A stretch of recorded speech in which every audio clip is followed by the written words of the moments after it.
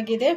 ಯಾವುದೇ ಒಂದು ತರಕಾರಿ ಆಗಲಿ, ಉಳ್ಳಾಗಡ್ಡಿ ಆಗಲಿ, ಟೊಮೊಟೊ ಆಗಲಿ ಯಾವುದೇ ಒಂದು ಹಾಕ್ಲಾರ್ದೆ ಮಾಡಿರೋ ಕರಿ.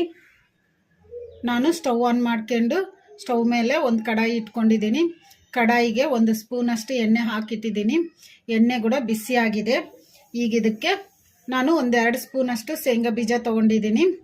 ಈಗ ಇವನ್ನ ಕಡಾಯಿಗೆ ಹಾಕಿ ಫ್ರೈ ಮಾಡ್ಕೊಂಬಿಡೋಣ.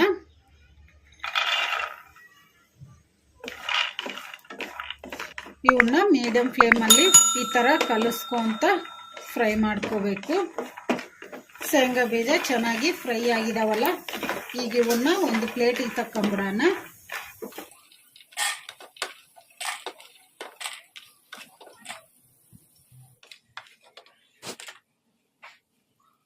ನಾನು ಮತ್ತೆ ಅದೇ ಕಡಾಯಿ ತೊಗೊಂಡಿದ್ದೀನಿ. ಕಡಾಯಿಗೆ ನಾನು 1-2 ಸ್ಪೂನಷ್ಟು ಧನಿಯಾ ತೊಗೊಂಡಿದ್ದೀನಿ. ಈಗ ಇವನ್ನ ಕಡಾಯಿಗೆ ಹಾಕಿ ಫ್ರೈ ಮಾಡ್ಕೊಂಬಿಡೋಣ.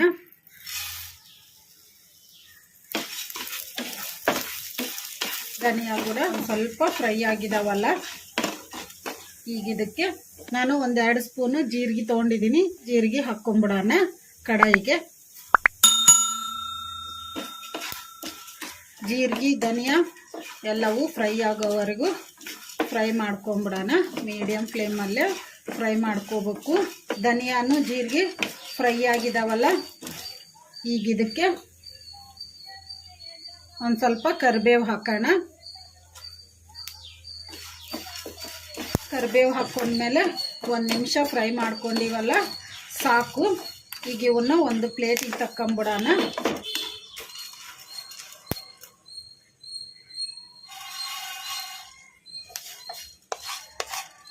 ಸ್ಟವ್ ಆಫ್ ಮಾಡಿಕೊಂಡು ಒಂದು ಪ್ಲೇಟಿಗೆ ತಕ್ಕೊಂಬಿಡೋಣ.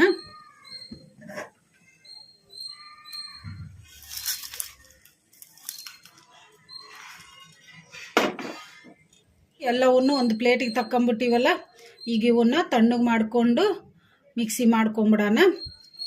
ನಾನು ಒಂದು ಮಿಕ್ಸಿ ಜಾರ್ ತೊಗೊಂಡಿದ್ದೀನಿ. ಮಿಕ್ಸಿ ಜಾರಿಗೆ ನಾವು ತಣ್ಣಗೆ ಮಾಡಿ ಇಟ್ಕೊಂಡಿದ್ವಲ್ಲ ಶೇಂಗಾ, ಧನಿಯಾ, ಕರಿಬೇವು, ಜೀರಿಗೆ, ಈಗ ಇವನ್ನ ಮಿಕ್ಸಿ ಜಾರಿಗೆ ಹಾಕ್ಕೊಂಬಿಡೋಣ.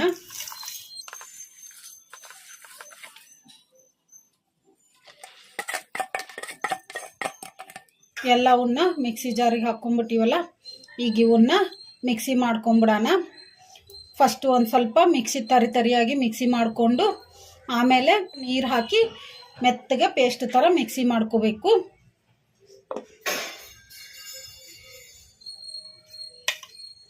ಈ ಥರ ತರಿಯಾಗಿ ಮಿಕ್ಸಿ ಮಾಡ್ಕೋಬೇಕು. ಈಗ ಇದಕ್ಕೆ 1 ಸ್ಪೂನು ಖಾರ ಪುಡಿ ಹಾಕೋಣ. ಖಾರ ಪುಡಿ ಹಾಕ್ಕೊಂಡಿವಲ್ಲ, ಈಗ ಇದನ್ನು ಒಂದು ಸ್ವಲ್ಪ ನೀರು ಹಾಕಿ ಮಿಕ್ಸಿ ಮಾಡ್ಕೊಂಬಿಡೋಣ. ಮೆತ್ತಗೆ ಪೇಸ್ಟ್ ಥರ ಮಿಕ್ಸಿ ಮಾಡ್ಕೊಂಬಿಡೋಣ. ನಿಮಗೆ ಖಾರ ಜಾಸ್ತಿ ಬೇಕಂದರೆ ಇನ್ನೂ 1 ಸ್ಪೂನ್ ಹಾಕ್ಕೊಂಡು ಮಿಕ್ಸಿ ಮಾಡ್ಕೋಬೋದು.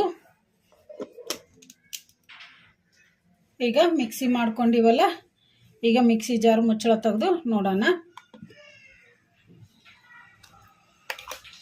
ಈ ಥರ ಮೆತ್ತಗೆ ಪೇಸ್ಟ್ ಥರ ಮಿಕ್ಸಿ ಮಾಡ್ಕೋಬೇಕು.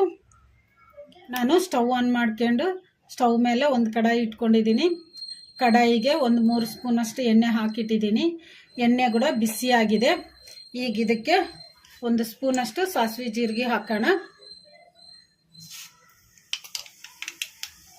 ಸಾಸಿವೆ ಜೀರಿಗೆ ಚಟಪಟ ಅಂದಿದಾವಲ್ಲ, ಈಗ ಇದಕ್ಕೆ ಅರ್ಧ ಗಡ್ಡೆಯಷ್ಟು ಬೆಳ್ಳುಳ್ಳಿ ತೊಗೊಂಡು ಸಿಪ್ಪೆಗುಂಟನೆ ನಾನು ಈ ಥರ ಜಜ್ಜಿ ಇಟ್ಕೊಂಡಿದ್ದೀನಿ. ಈಗ ಇವನ್ನ ಹಾಕೋಣ. ಒಂದು ಸ್ವಲ್ಪ ಕರಿಬೇವು ಹಾಕೋಣ.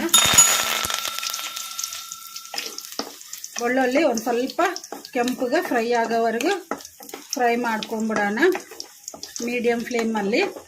ಬೆಳ್ಳುಳ್ಳಿ ಒಂದು ಸ್ವಲ್ಪ ಕೆಂಪಗೆ ಫ್ರೈ ಆಗಿದಾವಲ್ಲ, ಈಗ ಇದಕ್ಕೆ ಒಂದು ಸ್ವಲ್ಪ ಹಿಂಗೆ ಹಾಕೋಣ.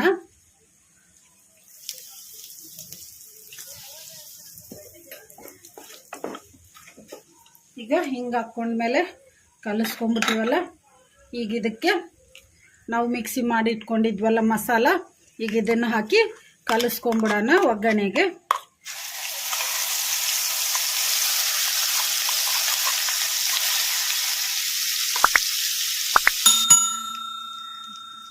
ಮಸಾಲೆ ಎಲ್ಲ ಒಗ್ಗರಣೆಗೆ ಹಾಕ್ಕೊಂಬಿಟ್ಟಿವಲ್ಲ, ಈಗ ಇದನ್ನು ಕಲಿಸ್ಕೊಂಬಿಡೋಣ. ಮಸಾಲೆ ಎಲ್ಲ ಎಣ್ಣೆಗೆ ಫ್ರೈ ಆಗೋವರೆಗೂ 2 ನಿಮಿಷ ಫ್ರೈ ಮಾಡ್ಕೊಂಬಿಡೋಣ. ಈ ಥರ ಕಲಿಸ್ಕೊಂತ 2 ನಿಮಿಷ ಆಗಿದೆ, ಚೆನ್ನಾಗಿ ಎಣ್ಣೆಗೆ ಫ್ರೈ ಆಗಿದೆ. ಈಗ ಇದಕ್ಕೆ ಒಂದು ಅರ್ಧ ಸ್ಪೂನಷ್ಟು ಅರಿಶಿನ ಪುಡಿ ಹಾಕೋಣ. ಅರಿಶಿನ ಪುಡಿ ಹಾಕಿದ್ಮೇಲೆ ಚೆನ್ನಾಗಿ ಕಲಿಸ್ಕೊಂಬಿಟ್ಟಿವಲ್ಲ, ಈಗ ಇದಕ್ಕೆ ಹುಣಸೆ ಹುಳಿ ಹಾಕೋಣ. ನಾನು ಒಂದು ಸಣ್ಣ ನಿಂಬೆ ಗಾತ್ರದಷ್ಟು ಹುಣಸೆಹಣ್ಣು ತೊಗೊಂಡಿದ್ದೀನಿ. ಹುಣಸೆಹಣ್ಣನ್ನು ಕ್ಲೀನಾಗಿ ತೊಳೆದು ನೆನೆಸಿಟ್ಕೊಂಡಿದ್ದೀನಿ. ನೆನೆಸಿಟ್ಕೊಂಡು ಕಿವುಚಿಟ್ಕೊಂಡಿದ್ದೀನಿ. ಈಗ ಈ ಹುಣಸೆ ಹುಳಿಯನ್ನು ಈ ಮಸಾಲಾಗೆ ಹಾಕ್ಕೊಂಬಿಡೋಣ.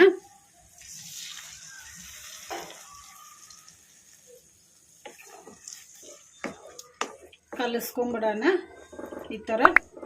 ಈಗ ಇದಕ್ಕೆ ಇನ್ನೂ ಸ್ವಲ್ಪ ನೀರು ಹಾಕ್ಕೊಂಬಿಡೋಣ. ನಾವು ಮಿಕ್ಸಿ ಜಾರಲ್ಲಿ ಒಂದು ಸ್ವಲ್ಪ ನೀರು ಹಾಕಿ ಇಟ್ಕೊಂಡಿದ್ದೆ. ಈಗ ಇವನ್ನು ಹಾಕೋಣ.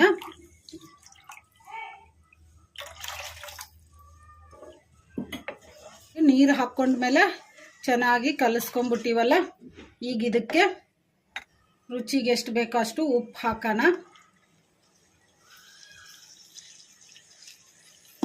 ಕಲಿಸ್ಕೊಂಬಿಡೋಣ. ಈಗ ಉಪ್ಪು ಹಾಕ್ಕೊಂಡ್ಮೇಲೆ ಚೆನ್ನಾಗಿ ಕಲಿಸ್ಕೊಂಬಿಟ್ಟಿವಲ್ಲ, ಇದನ್ನು ಹೈ ಫ್ಲೇಮಲ್ಲಿ ಒಂದು 3 ನಿಮಿಷ ಕುದಿಸ್ಕೊಂಬಿಡೋಣ. ಚೆನ್ನಾಗಿ ಈ ಥರ ಕಲಿಸ್ಕೊಂತಾನೆ ಕುದಿಸ್ಕೋಬೇಕು.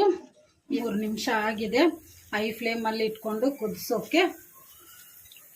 ಈಗ ಇದನ್ನು ಮೀಡಿಯಮ್ ಫ್ಲೇಮಲ್ಲಿ ಇಟ್ಕೊಂಡು ಇನ್ನೊಂದು 5 ನಿಮಿಷ ಕುದಿಸ್ಕೊಂಬಿಡೋಣ. ಗ್ರೇವಿ ಒಂದು ಸ್ವಲ್ಪ ಗಟ್ಟಿ ಆಗೋವರೆಗೂ. 5 ನಿಮಿಷ ಆಗಿದೆ ಮೀಡಿಯಮ್ ಫ್ಲೇಮಲ್ಲಿ ಗ್ರೇವಿನ ಕುದಿಸೋದಕ್ಕೆ. ಈಗ ಚೆನ್ನಾಗಿ ಕುದ್ದುಬಿಟ್ಟಿದೆ. ಈಗ ಇದಕ್ಕೆ ಒಂದು ಸ್ವಲ್ಪ ಕೊತ್ತಂಬರಿ ಹಾಕೋಣ. ನಾನು ಒಂದು ಸ್ವಲ್ಪ ಕೊತ್ತಂಬರಿ ತೊಗೊಂಡು ಕ್ಲೀನಾಗಿ ತೊಳೆದು ಈ ಥರ ಕಟ್ ಮಾಡಿ ಇಟ್ಕೊಂಡಿದ್ದೀನಿ. ಈಗ ಇದನ್ನು ಹಾಕಿ ಕಲಿಸ್ಕೊಂಬಿಡೋಣ ಗ್ರೇವಿಗೆ.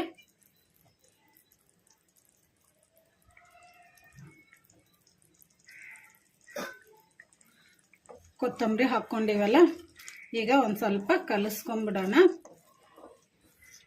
ಕಲಿಸ್ಕೊಂಬಿಟ್ಟಿವಲ್ಲ, ಈಗ ರೆಡಿಯಾಗಿದೆ. ಉಳ್ಳಾಗಡ್ಡಿ ಟೊಮೊಟೊ ಏನು ಹಾಕ್ಲಾರ್ದೇ ಕರಿ ಮಾಡ್ಕೊಂಡಿವಲ್ಲ, ಈ ಕರಿ ರೆಡಿಯಾಗಿದೆ. ಈಗ ಇದನ್ನು ಸ್ಟವ್ ಆಫ್ ಮಾಡಿಕೊಂಡು ಸರ್ವ್ ಮಾಡ್ಕೊಂಬಿಡೋಣ.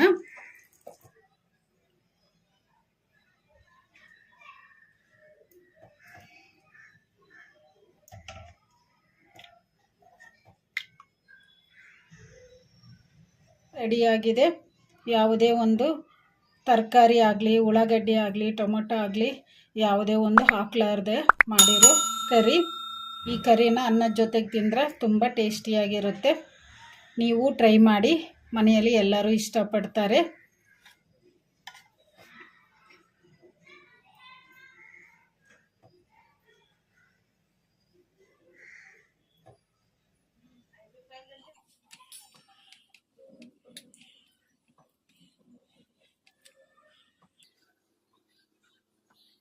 ಈ ವಿಡಿಯೋ ನಿಮಗೆ ಇಷ್ಟ ಆದರೆ ನನ್ನ ಚಾನಲನ್ನು ಸಬ್ಸ್ಕ್ರೈಬ್ ಮಾಡಿ, ಲೈಕ್ ಮಾಡಿ, ಶೇರ್ ಮಾಡಿ, ಕಮೆಂಟ್ ಮಾಡಿ. ಸಬ್ಸ್ಕ್ರೈಬ್ ಬಟನ್ ಪಕ್ಕ ಬೆಲ್ ಬಟನ್ ಇರುತ್ತೆ, ಅದನ್ನು ಪ್ರೆಸ್ ಮಾಡಿ. ನಾನು ಯಾವುದೇ ಒಂದು ಹೊಸ ವಿಡಿಯೋ ಮಾಡಿದರೂ ನಿಮಗೆ ನೋಟಿಫಿಕೇಷನ್ ಬರುತ್ತೆ. Thank you for watching.